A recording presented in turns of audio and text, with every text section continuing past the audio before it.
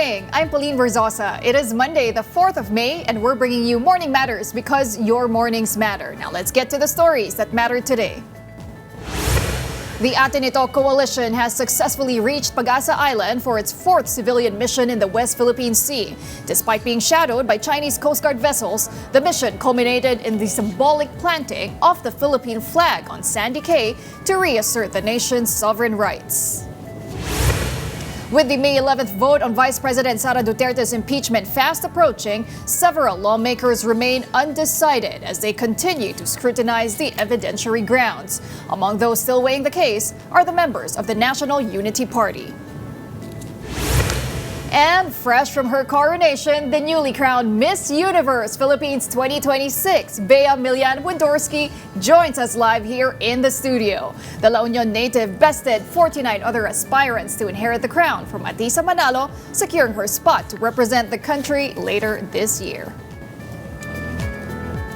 Now, welcome to our program, Morning Matters, where we talk about the issues you need to know for the rest of your day. And now, first on the agenda, a thick blanket of ash covers parts of Albay following activity from the still restive Mayon volcano. In Ginobatan, all 44 barangays have been affected, impacting nearly 100,000 residents. Here's that report. This drone video shows a thick blanket of ash covering a large community in Ginobatan, Albay. The area almost looks like a desert, with everything turning into one shade because of the ash that fell here. Roofs of houses and other structures, even the church, appear to be covered by ash from the still restive Mayon volcano. Even trees and plants at the foot of the volcano were not spared from the ashfall. As a result, all 44 barangays in the town have been affected. That is equivalent to more than 28,000 families or nearly 100,000 individuals. Sabi kahapon talagang nag-zero visibility po dito sa bayan namin. And yung ashes, sangkapal, mga nasa 2 inches. Yung may mga respiratory tract infection, syempre, toxic din sa kanila. Yung may asthma, lalo na yung mga sa extreme, yung bata at matanda. Aside from Ginobatan, the ashfall also affected the towns of Camalig and Oas as well as Ligao City. On Sunday, Mayon eruption's visibility on the roads dropped to zero several times whenever motorists passed through ash that had accumulated on the road. Police are now on standby in the area to assist passing vehicles. The Bureau of Fire Protection has also been continuously flushing or pumping water in the area. Meanwhile, personnel from the Department of Public Works and Highways or DPWH are shoveling ash to keep it from clogging drainage canals. 72-year-old Nanay Guadalupe is wasting no time trying to clear the ash sticking to their yard.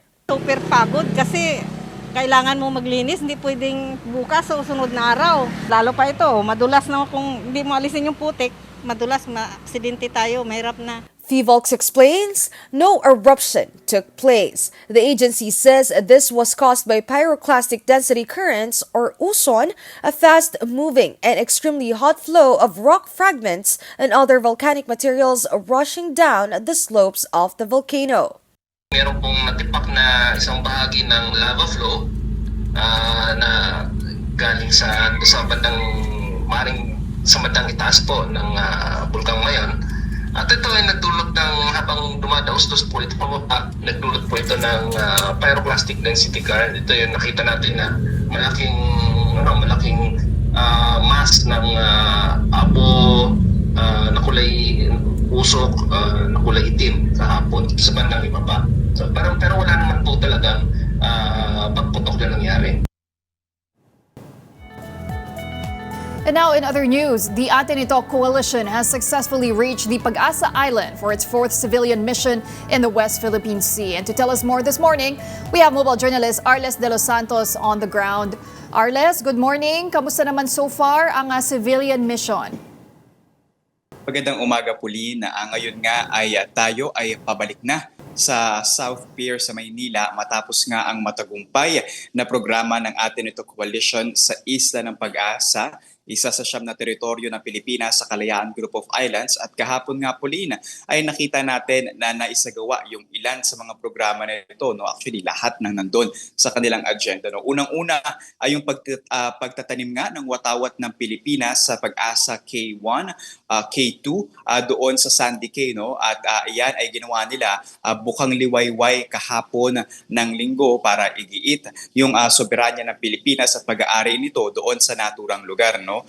Mabilisan na ginawa yan Pauline sa kabila ng patuloy at walang humpay na presensya ng Chinese Coast Guard sa hindi kalayuan. At pagdating ng tanghali Pauline ay isinagawa naman yung patriotic jet ski flag ride, no? Kung saan nga pinangunahan ito ni Akbayan Party List Representative Dada Kiram Ismula. At ayun nga, no, ito daw yung pagtupad doon sa pangako na napako ni dating Pangulong Rodrigo Duterte na igigiit nga yung ating soberanya sa West Philippines sa pamamagitan ng isang jet ski ride, no? Dahil nga hindi na raw ito natupad ng dating Pangulo hanggang matapos yung kanyang termino at higit lalo ngayon na nililitis na siya sa ibang bansa, isang Mindanaoan president na daw, isang Mindanaoan woman at indigenous people at legislator ang gagawa nito. No? Kabukod dyan, Pauline, naisagawa din yung turnover ng mga donations, mga goods, hygiene kits, mga bigas, mga school supplies, at maging yung mga produktong petrolyo para sa mga kapatid nating mangingisda na kasama sa mga apektado ng patuloy na pagtaas ng presyo ng petrolyo. Kasi Pauline, itong Pag-asa Island, napakalayo talaga. Itong ating biyahe mula sa Maynila, tumagal tayo ng humigit kumulang 2 araw. Nasa 41 hours tayo halos na nagbiyahe. No? Pero yung kalapit na bayan ng Pag-asa, Pauline, no, dahil bahagi ito ng Palawan, yung Puerto Princesa na halos 2 araw din na bumiyahe yung mga kasama natin para makapunta doon sa selebrasyon ng Atin Ito Coalition. Kaya still napakalayo nito. At pag tinignan po din sa mapa, napakalayo at talagang maliliit na isla lamang ito sa West Philippine Sea. And Arles, going back doon sa mga Chinese vessels, nakabuntot pa rin ba sila sa inyo hanggang ngayon? And how close did they get? Pauline, yung pinakamalapit na encounter natin with the Chinese Coast Guard vessels ay nung papunta tayo, no, nasa 35 hours nga yung ating bilang sa kanilang pagpuntot. At ayon kay Atin Ito Coalition Civilian Mission Commander Rafaela David, ay tila sila na yung nag-escort sa atin patungo ng Pag-asa Island dahil nung nagpunta tayo sa isla, wala tayong kasamang escort ng Philippine Coast Guard o Philippine Navy dahil ang giit ng grupo, ito ay civilian mission at loob pa rin ito ng teritoryo ng Pilipinas kaya dapat ay mapayapa tayo na makapunta doon nang walang takot na kasama or kahalo. No? Ngayon po rin, hindi pa natin makukumpirma kung meron pa rin Chinese Coast Guard vessels na nakasunod sa atin dahil ngayon ay medyo masama yung panahon dito kaya nasa loob tayo ngayon nagpapalitan. No? Pero nakita natin sa kalayuan, hindi kalayuan, yung isang Philippine Coast Guard vessel naman na nakasunod na sa atin ngayon. No? Pauline. Okay, so Arles, ano naman yung naging assessment ng mga organizers? Would they consider this a success? Pauline, so far pag-check natin doon sa mga programa nila at yung kanilang naging pagbisa kagabi, no, matagumpay naman na matatawag itong programa na ito, no, sa kabila yan ng matinding presensya ng mga China Coast Guard at ng iba pang mga Chinese vessels doon sa lugar na ilang beses nga tayo nakakuha ng radio challenges mula sa mga ito at nagpapasalamat tayo na hindi nga nagkaroon ng kirian o ng kitkitan sa isla habang tayo ay pababangan, no, ng mas malaking barko na ating ginamit para makapunta sa Pag-asa Island. Kaya labis Pauline, yung pasasalamat ng ating mga kapatid na mangingisda dahil nabigyan sila ng tulong, no, dahil talagang hindi na lamang daw pananabuhay ng China at panghahabol at pambubusina yung kanilang nararanasan, pinapalala pa nga ito ng mahal na presyo ng petrolyo. At yung itong nakikita ninyo sa screen po rin na pagtatanim ng watawat sa Pilipinas, maya-maya lamang sumulpot na agad dyan yung 2 rubber boats mula sa China at isang mas maliit na bangka na tila daw nagpanik nga nang makakita na may pupunta doon na hindi galing sa kanilang panig. At kahit tayo doon sa mismong pantalan lamang, kita-kita natin yung China Coast Guard. No? Ayon, Pauline, sa opisyal ng munisipalidad ng Kalayaan Island, hindi nila igigiit sa panaginip o sa pag-iisip lamang ang katiting na piraso ng Isla ng Pag-asa dahil ito daw ay pag-aari natin at nasa loob ito ng West Philippine Sea. Pauline. All right, well, thank you very much for that report and do stay safe in your journey back home. That was mobile journalist Arles de los Santos. Oh, don't go away. We will be back with more stories right after this break. Keep it here on One News.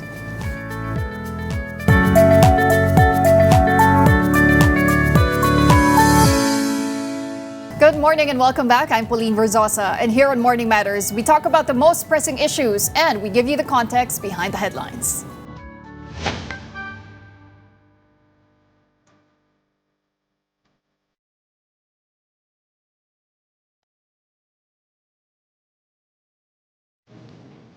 Ahead of the May 11 vote on Vice President Sara Duterte's impeachment, some lawmakers are still weighing the evidence, including members of the National Unity Party.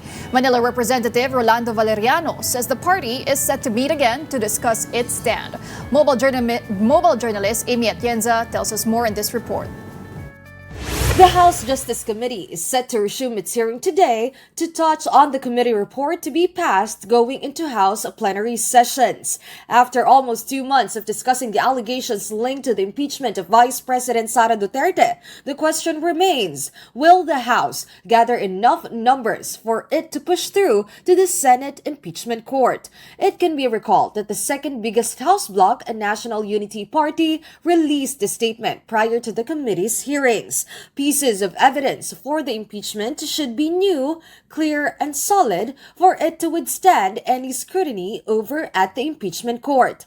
One of its members, Manila Representative Rolando Valeriano, says that NUP is set to meet once more on May 5 to see if they will formulate a party stand as the members split on their decision regarding the matter.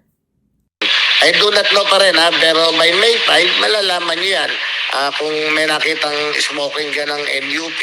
At ang alam ko, naggawa rin kami ng sarili naming parang investigation in regards to sa impeachment para maging maging objective naman whatever the decision that we may have by the time na magbotohan sa plenary.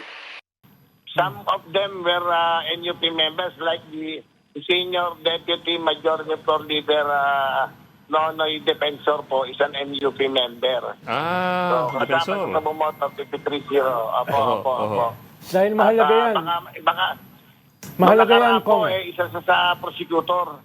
Despite opposing views, the Manila representative also noted that there are not less than 5 members of the party who are also members of the House Justice Committee. Among the evidence found by the committee, Valeriano identifies the VP's non-declaration of cash and cash deposits in her statement of assets, liabilities, and net worth as the strongest piece. He nonetheless remains confident with how the committee handled the impeachment case. So naniniwala naman ako at maingat naman yung chairman ng Committee on Justice do sa pagsususi niya sa pagtalakay niya diyan at sinundan niya lang yung latest Supreme Court ruling regarding sa impeachment na parang kumbaga yun yung naging Bible namin di ba? Valeriano also denied the allegation of Davao City Representative Paulo Duterte that some lawmakers are being bribed of additional funds to vote for the VP's impeachment. Definitely that is not true. Tingnan mo nung nakaraang impeachment, I think 2024, di ba? Inalens din nila kami na lahat kami nabayaran para mag-come up kami sa 200 plus. Pero now is 2026. You can check, ako myself you can check my allocation in my district. You can check all the records in Congress. Kung meron akong nakuwang special na transactions with the government because of me signing the impeachment. The lower chamber is expected to make its final decision on the impeachment of VP Sara on May 11 during the House plenary session. Kapatid Amy Atienza, we are One News.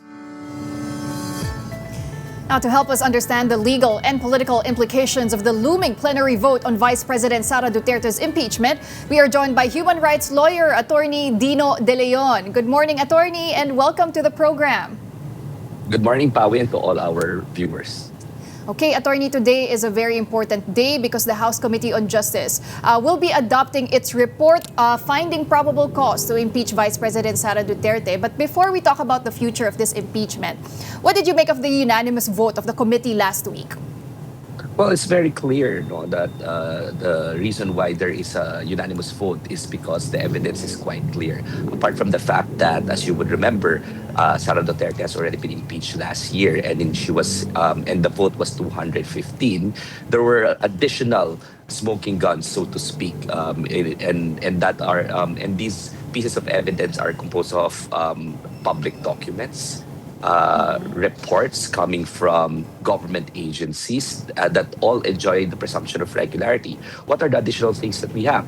We have the COA disallowance, notice of disallowance, asking Sara Duterte to return 400 plus million pesos because in relation to the illegal disbursements of and irregular disbursements of the confidential funds. We have Rabil Madriaga. At the outset, the camp of Duterte denied that they know Madriaga, but Madriaga showed so many pieces of evidence showing that or indicating that they actually know Madriaga.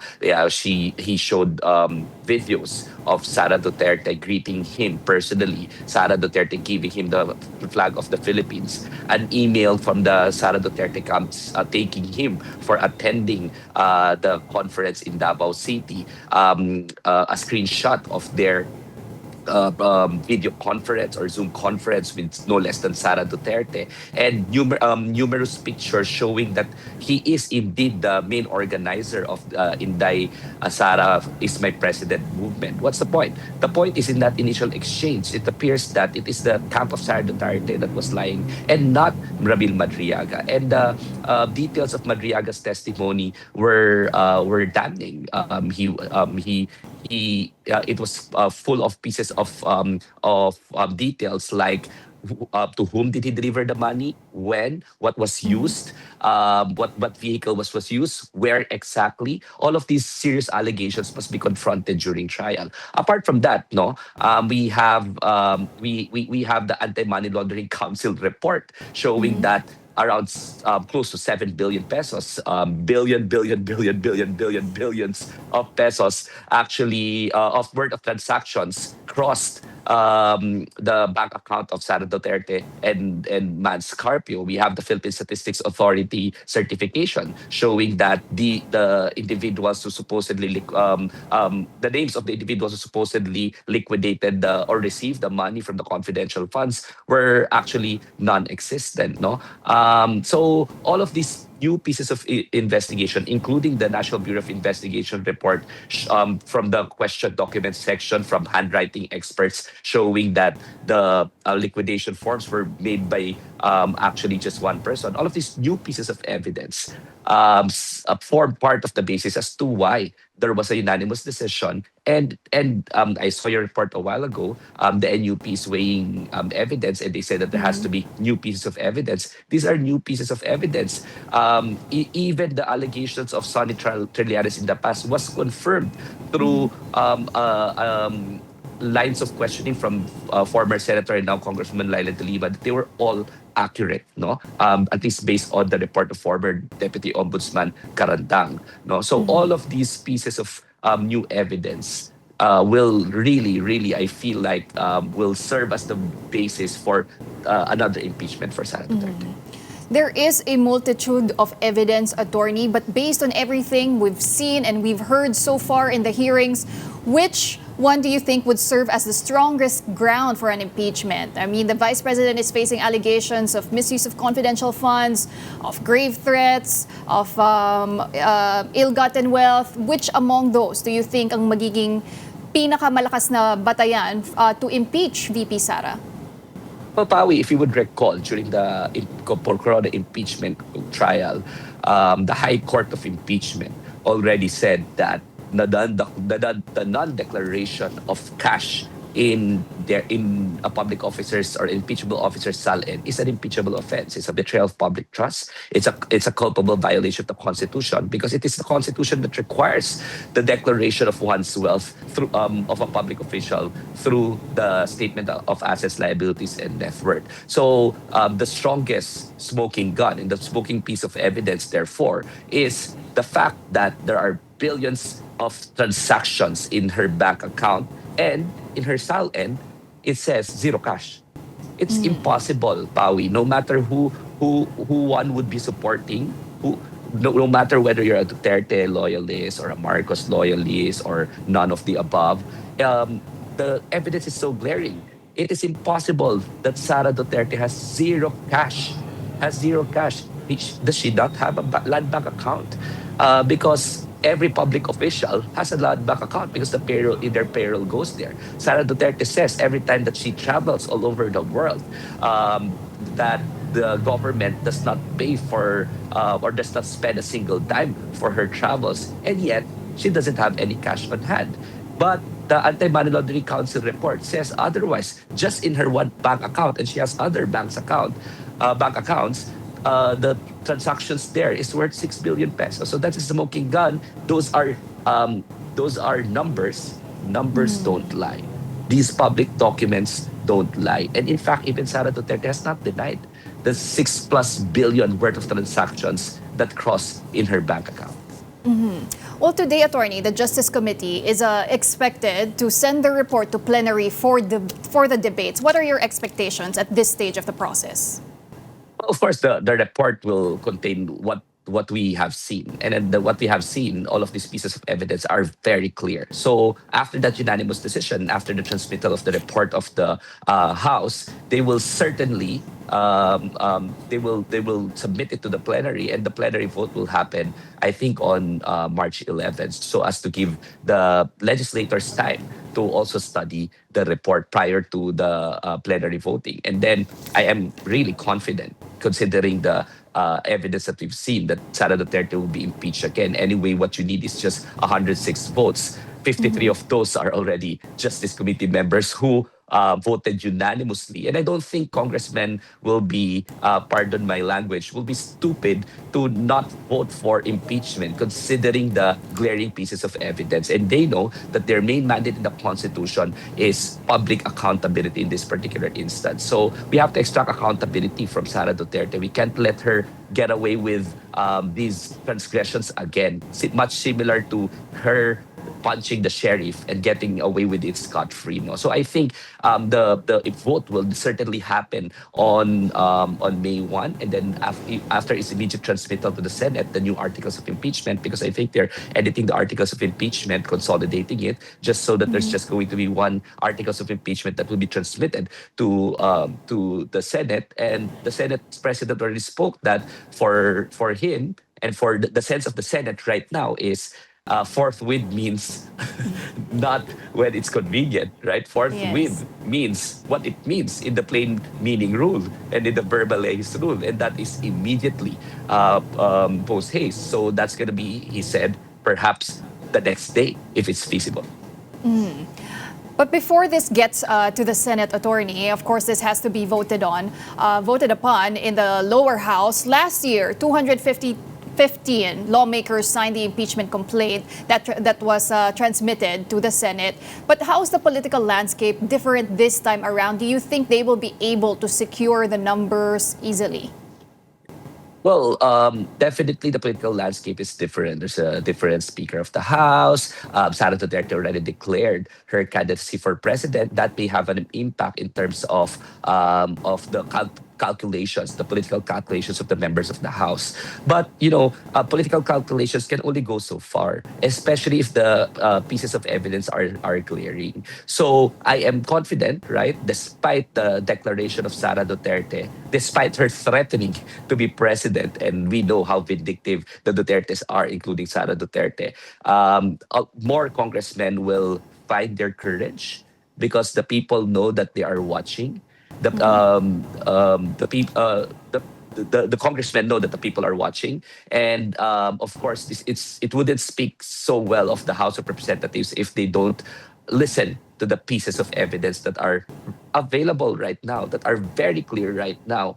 These are numbers, these are data, these are coming from reports of public institutions and they all enjoy presumption of regularity. So the numbers hopefully will be higher, but I am certainly confident that despite the change in political landscape and despite Sara Duterte declaring her intention to run for president, the numbers will be there, and we will certainly see a transmittal of the articles of impeachment to the Senate, and hopefully this time around we will see actual trial in the Senate. Because if you would recall, Pawi, at least in the Tangerine survey, 9 out of 10 want an the impeachment trial to proceed in the Senate. In the Okta survey, 7 out of 10 want the impeachment to proceed, and even 6 out of 10 in Mindanao.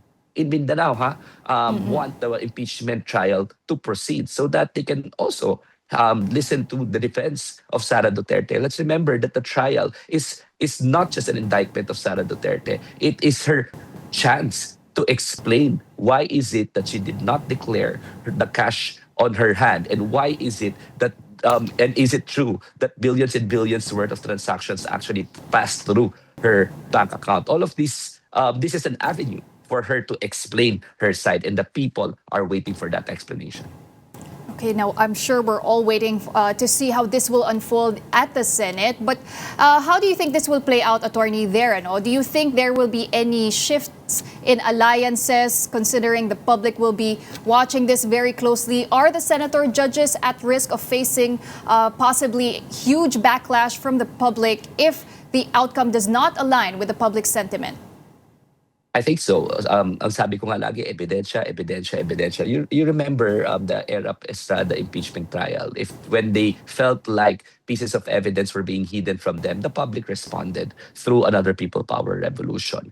A lot of these legislators are re-electionists in 2028, and they wouldn't want to be seen as somebody who's covering up corruption. They would want to, at the very least, look like they are senior statesmen who really respect the Constitution, who will make sure that they will fulfill their constitutional mandate. And their constitutional mandate here is not to play politics.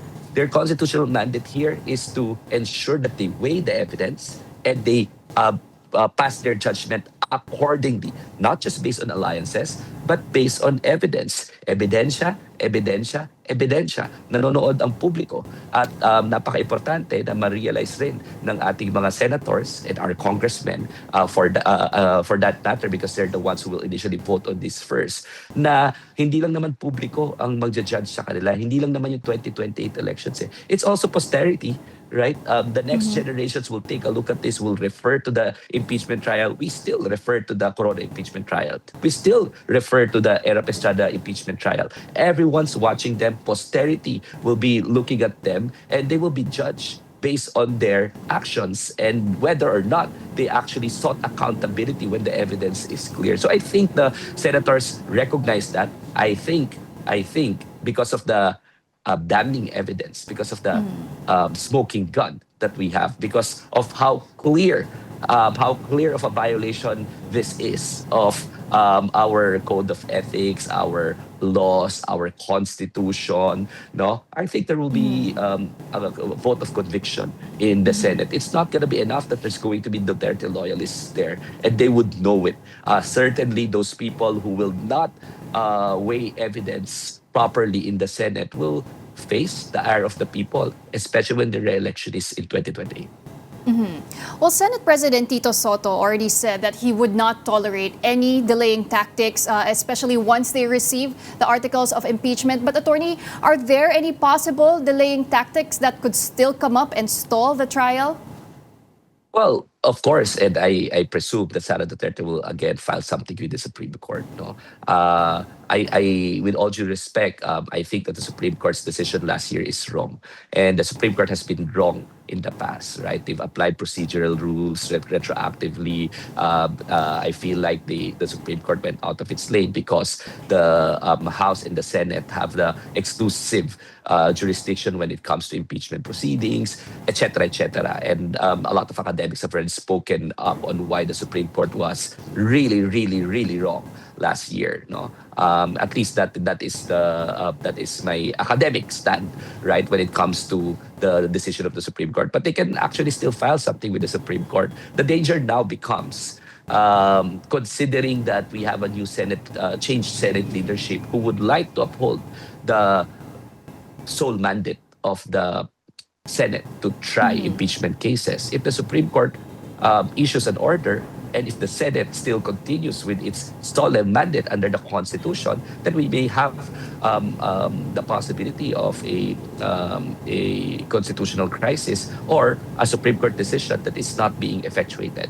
And that's dangerous in any democracy. And I think the Supreme Court should also be aware of that, because the strength of the Supreme Court is judicial decisions. Its judicial decisions is the fact that everyone respects it. But if it passes a decision that will not be heeded by co-equal branch, because per the understanding of that co-equal branch, it has the sole power to try and decide impeachment cases as contained in the Constitution. The power of the Supreme Court comes from the Constitution. The power of the Senate comes from the Constitution. If the Senate continues with its sole mandate, its sacred mandate under the Constitution, then it weakens the Supreme Court as an institution, right? Its only strength is the fact that it is the last bastion of democracy, because co-equal branches and everyone will abide by the decision. But if it's wrong, and the Senate does not have the duty to obey a clearly wrong decision, then that's going to be dangerous, right? So hopefully the Supreme Court realizes that, and I think that the Supreme Court has realized that by not issuing a TRO for Sara Duterte when she filed such. And finally, Attorney, what are some of the possible outcomes of this impeachment trial of Vice President Sara Duterte? How will it affect the race leading up to 2028? And what should the public be watching closely as this develops? Well, the public is not blind. The public is taking a look at this impeachment trial with keen interest, which is why we saw that Sara Duterte's survey ratings dipped actually in the last elections. The gap between her and Lenny Robredo is just so small. It's a stone's throw away, and Lenny Robredo hasn't even declared yet. No, so I think it is very clear that this will impact how the public will see Sara Duterte, what kind of changes they would want, because corruption has been so rampant the past 9 years, 10 years, including in this administration, right? We've seen the flood control scandal. We've seen that right now it feels like there are no big shots and big names that are being indicted or being put into prison, and it's at least it's not fast enough, no. So this scandalous levels of corruption, I think, will be a main consideration in the 2028 election, and rightly so, right? And rightly so, because corruption is one of the root causes as to why our economy is suffering. Why is it that social services are not being delivered? Because the money that is supposed to be used for public services are actually being pocketed by these culprits, by these kleptocrats, right? So it has to stop. It has to stop, and that will definitely be the main consideration of the public in during the 2028 elections. Apart from the economy, which is suffering right now because of the global oil crisis, and frankly, because of the fact that government appears to be not responding enough to make sure that the economy will be stronger, coupled with the level of corruption that we have right now. Of course, there will be foreign investors that will be turned off, right? And at the same time, there will be no major infrastructure because a lot of bidders are afraid to undertake such infrastructure projects because they might be implicated in the corruption scandal. That is bad for the economy if we don't have a lot of infrastructures, if we don't have major government spending because no one wants to take it. That's always bad for the economy. So instead of pump priming the economy, what we have right now would be a budget that will not be used to pump prime the economy and to ensure that there will be major infrastructure projects that will be delivered. That is the main sickness right now of our economy. That will also be a main consideration in the 2028 election. So the impeachment, accountability, transparency, corruption will be one of the some of the major considerations in the 2028 elections. All right, well, great insights as always. Thank you very much for speaking to us this morning. That was human rights lawyer, Attorney Dino De Leon. Thank you, Attorney. Thank you, Pawi. It's nice to be back. Bye-bye. Do stay tuned. Morning Matters will be back after this short break. Stay with us.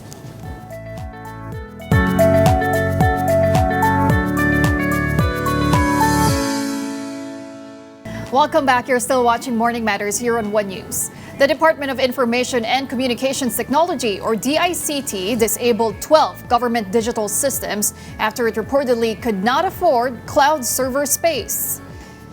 DICT Undersecretary David Almirol Jr. said during a Senate hearing on April 29 that the systems were taken offline after a surge in users caused the eGov.ph app to crash for several hours on consecutive days about 2 weeks earlier. He said the issue was caused by multiple services being launched at the same time, which strained a single cloud system hosting key platform. The DICT is now coordinating with the Department of Budget and Management to strengthen its digital infrastructure and to improve system capacity. Well, more than 7,300 security and emergency response personnel have been mobilized for the 2026 ASEAN Summit in Cebu. The deployment includes personnel from the PNP, AFP, BFP, Philippine Coast Guard, the DOH, Office of Civil Defense, and other agencies. Authorities will handle site security, convoy protection, traffic management, coastal and airspace monitoring, emergency medical response, and rapid incident response. PNP Chief General Jose Melencio Nartates Jr. says security preparations have been extensive and coordinated to ensure a safe and orderly summit. The ASEAN Summit will be held from May 7 to 8 in Lapu-Lapu City, with foreign delegates expected to arrive as early as May 5. And in other news, international law expert Dr. Melissa Loja has expressed doubt over the likelihood of former Congressman Zaldico being granted asylum. In an interview with The Big Story, Loja said Co is facing legitimate corruption charges in the Philippines, which are not considered political under the UN Convention Against Corruption. She also explained that an Interpol red notice does not automatically lead to an arrest. Loja also emphasized that the Philippine government must still coordinate through proper diplomatic and legal channels to confirm Co's status. I doubt if Zaldico would qualify for a refugee status under the existing Geneva Convention on Refugees, as well as under the European Union Convention on Human Rights, for the reason that first, he is facing a legitimate prosecution for corruption in the Philippines. Under the UN Convention Against Corruption, a case for corruption is considered non-political, and therefore it would not amount to a persecution. And now on to the weather. Pag-asa warned that 13 areas will reach danger level heat index today, May 4. These include Sinait, Ilocos Sur, Lawag City, Ilocos Norte, Dagupan City, Pangasinan, Batac, Ilocos Norte, and Bacnotan, La Union. Other affected areas are Apari, Cagayan, Tuguegarao City, Cagayan, San Ildefonso, Bulacan, Camiling, Tarlac, and San Jose Occidental, Mindoro. Also expected to experience dangerous heat are Cuyo, Palawan, Maasin, Southern Leyte, and Davao City, Davao del Sur. Pag-asa said that such conditions may cause heat cramps, exhaustion, and possibly heat stroke with prolonged exposure. Now, don't go away. We still have more matters to discuss right after this break. Keep it here on One News.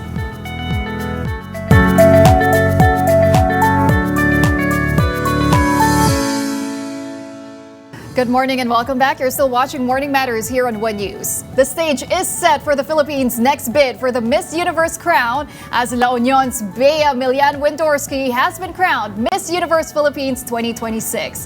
Daniel Dayo reports. Isa sa pinaka-inaabangang gabi ngayong taon ang Miss Universe Philippines 2026 at dito sa SMO Arena, kinoronahan na si Miss La Union bilang bagong pambato ng Pilipinas. Miss La Union!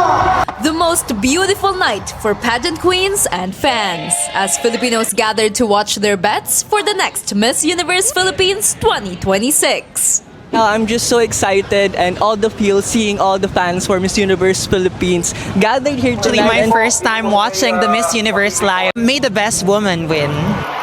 From a show-stopping production, BGYO's electric performance, and Marina Summer's spectacular hosting, the coronation night delivered. The energy peaked in the swimsuit round as the top 30 finalists set the stage on fire.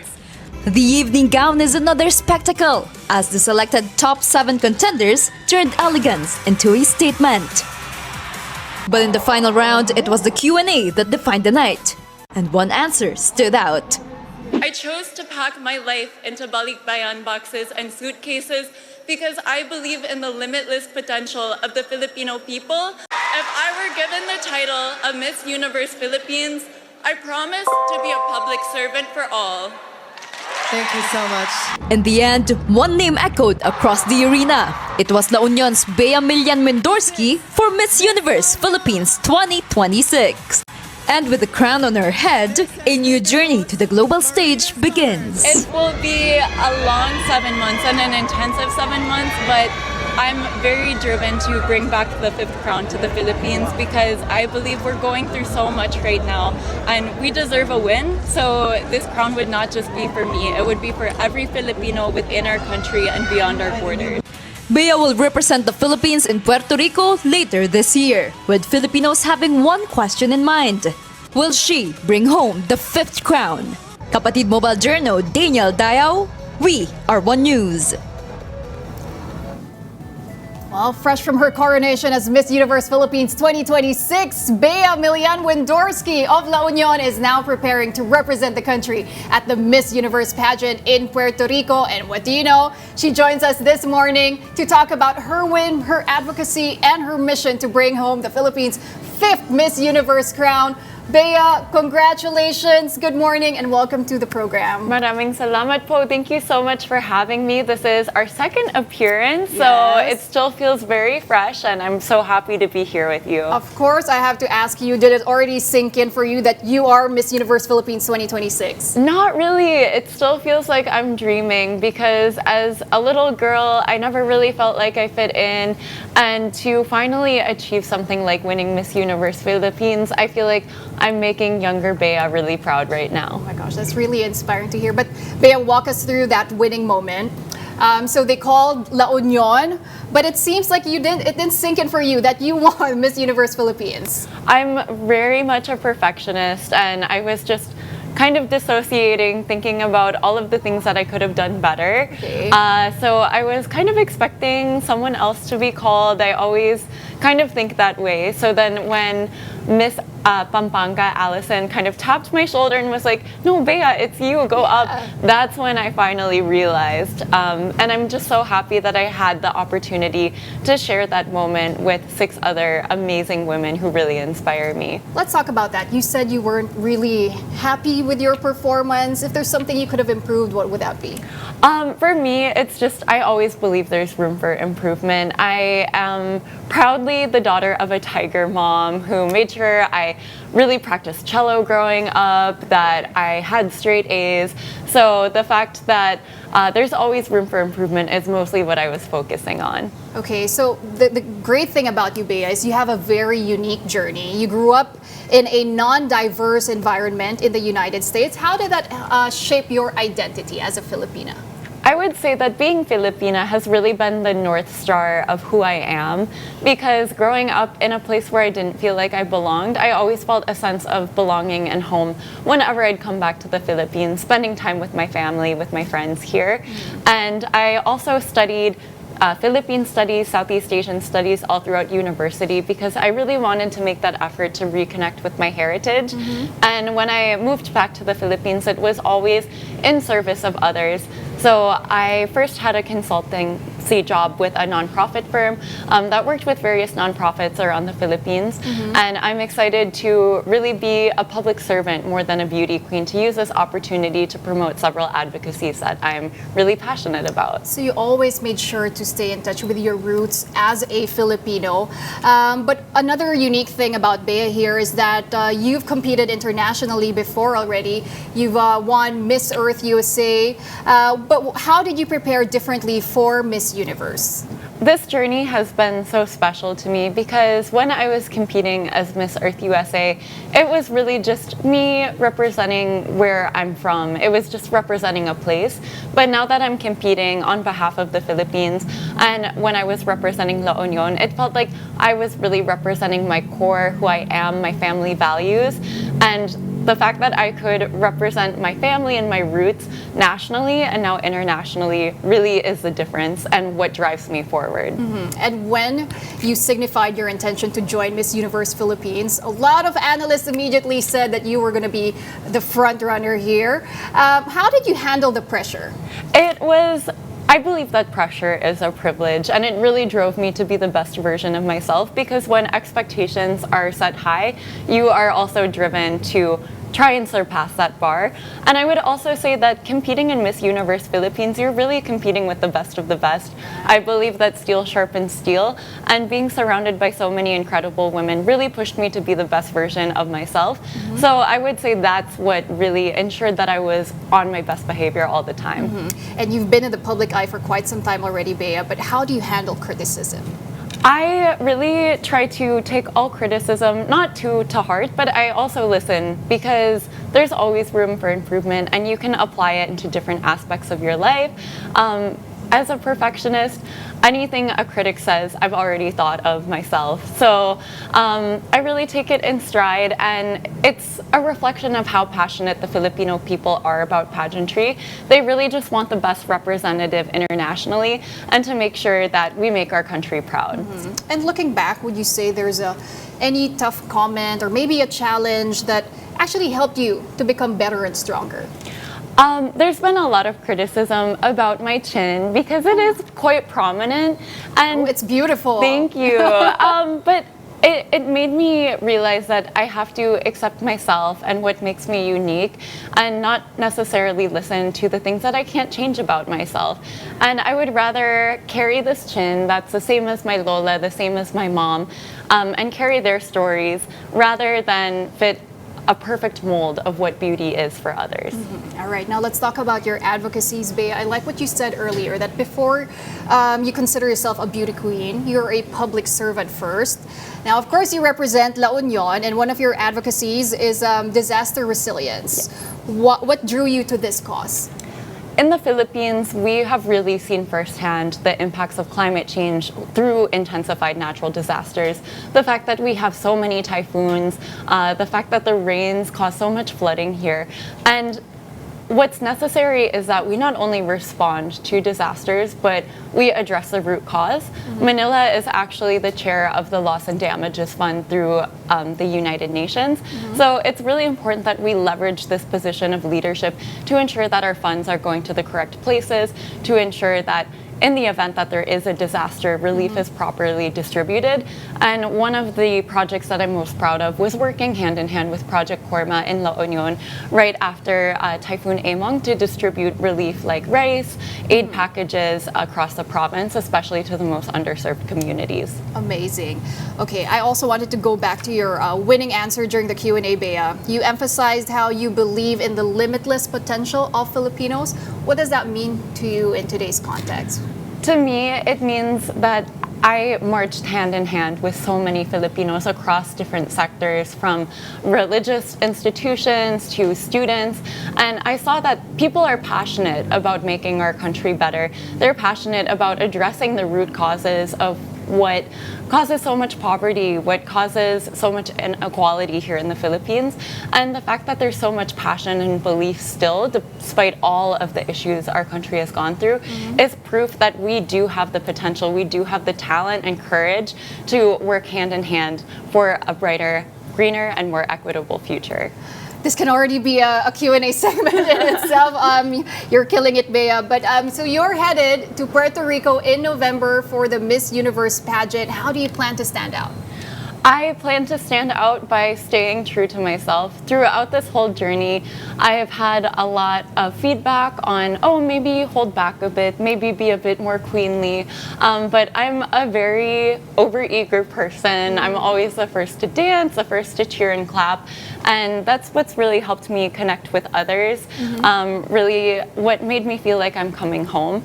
So I'm ready to bring that energy to Puerto Rico and maybe even teach my co-delegates at Miss Universe some budots. Budots! Oh my gosh, maybe you can incorporate that in your pasarela in a sophisticated way. But speaking of your pasarela, every beauty queen is of course known for their signature walk. Do you already have one in mind for yours? Well, of course I went viral for the Liad. And it's so funny because that was an accident. At Aqua Boracay, it was meant to be a much more subtle move, but the energy was so high that I really just overextended myself.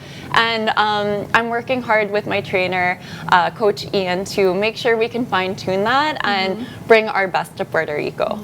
All right, and finally, Bea, many Filipinos are hoping for a 5th Miss Universe crown. What is your message to all our kababayans? My message to all our kababayans is that even outside of pageantry, us Filipinos deserve better, and we deserve to lead by example. So by gaining the Miss Universe Philippines crown, I promise to hold myself to the standard that we should hold our public servants and elected officials to. And I hope that I could serve as a model for our future leaders, that we really have to be advocacy and people-driven first. All right, very well said. Thank you very much for speaking to us this morning. Of course, the newly crowned Miss Universe Philippines 2026, Bea Millan-Windorski. Maraming salamat po for having me. Thank you, Bea. All right, and that wraps up today's episode of Morning Matters. We hope we've given you just the right start to your morning. Let's make the day matter. I'm Pauline Verzosa. Kapatid, we are One News, all sides, all the time.